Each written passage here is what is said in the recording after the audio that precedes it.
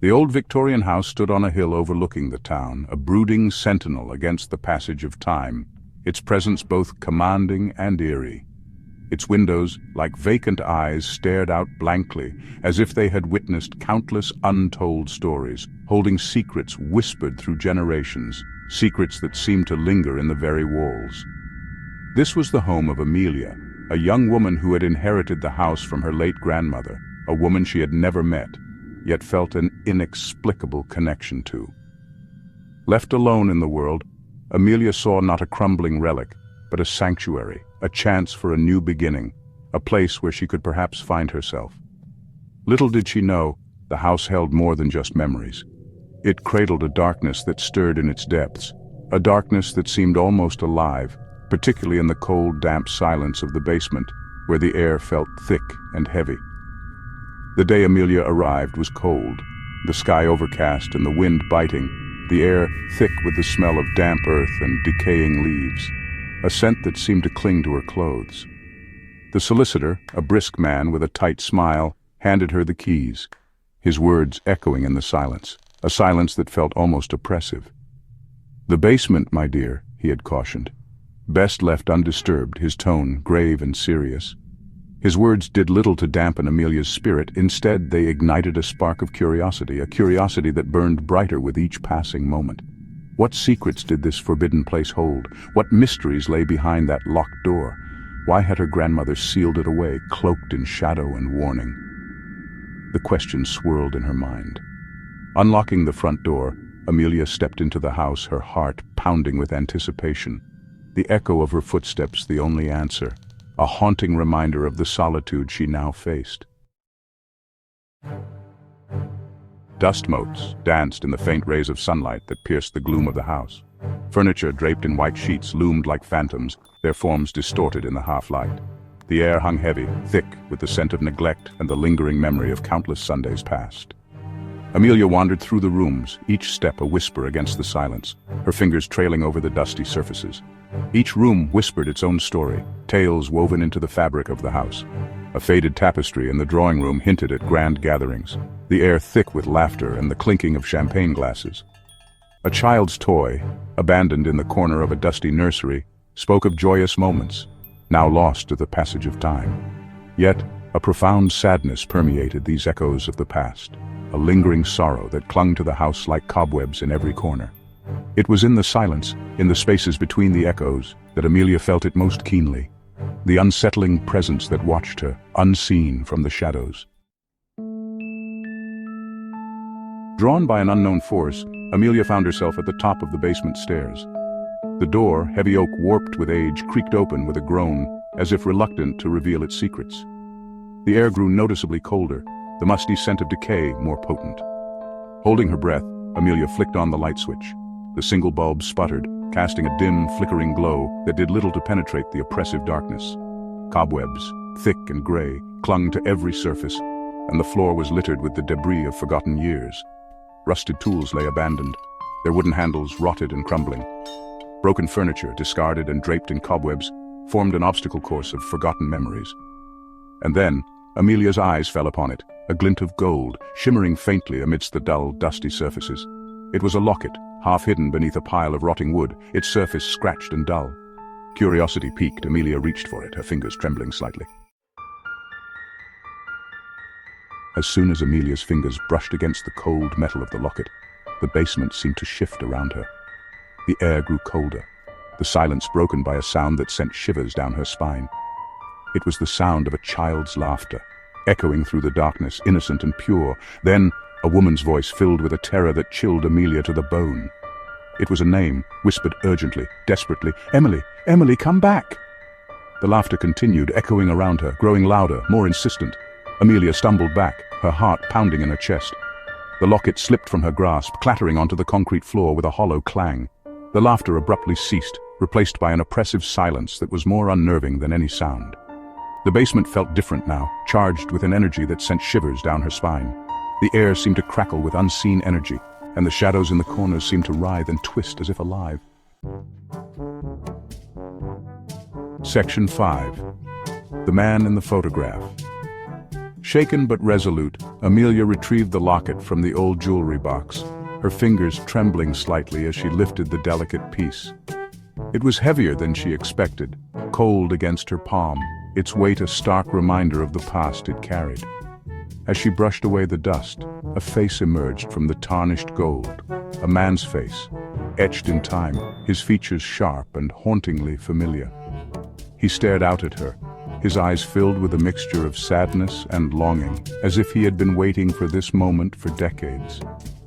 Compelled by an unknown force, Amelia climbed the basement stairs, her mind awash in a torrent of questions and emotions she couldn't quite name.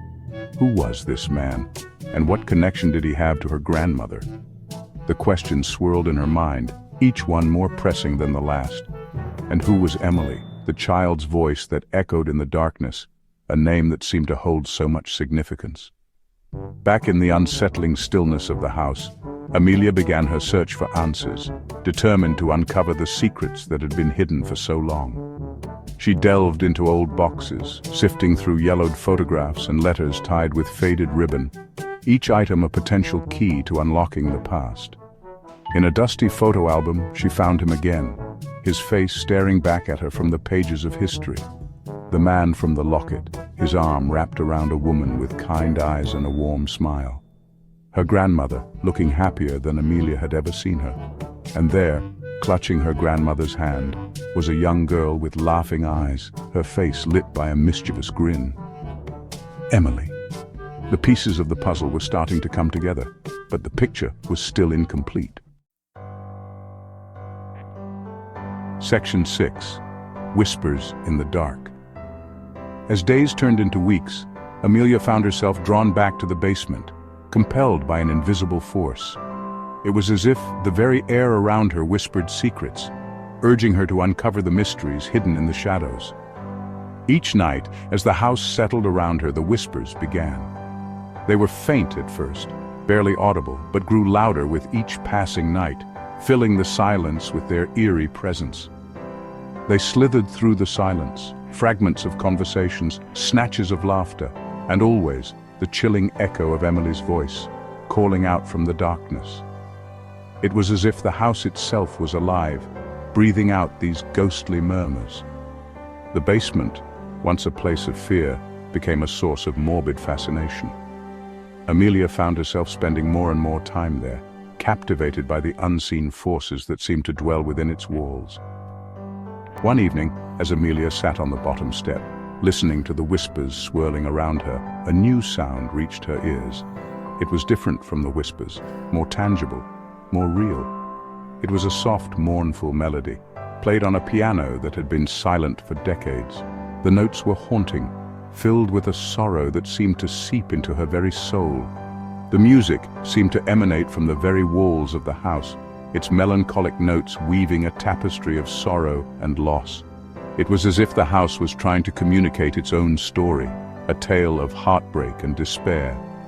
Amelia closed her eyes, letting the music wash over her, and in that moment, she felt an overwhelming sense of sadness, a profound grief that was not her own. It was as if she was connected to the past, feeling the emotions of those who had lived and suffered within these walls. It was the sorrow of a mother who had lost a child, a grief that echoed through the years, trapped within the walls of the house. This sorrow was palpable, a lingering presence that refused to fade away, forever haunting the dark corners of the basement. Section 7. The Basement's Embrace.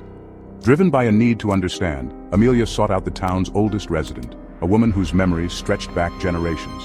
The woman, her eyes clouded with age, listened intently to Amelia's tale. When she finished, a look of profound sadness crossed the woman's face. "The basement," she whispered. "It holds on to things, memories, emotions. It's where the past lingers, refusing to let go." The woman then revealed the tragic story that had haunted the house for decades. Emily, a bright and cheerful child full of life and laughter, had died in a tragic accident.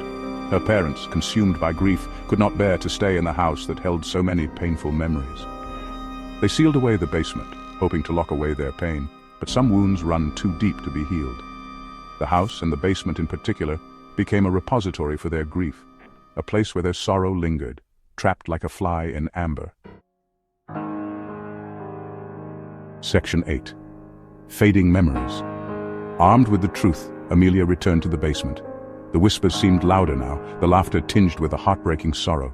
The locket felt heavy in her pocket, a tangible reminder of the tragedy that had unfolded within these walls. She stood at the bottom of the stairs, her breath catching in her throat.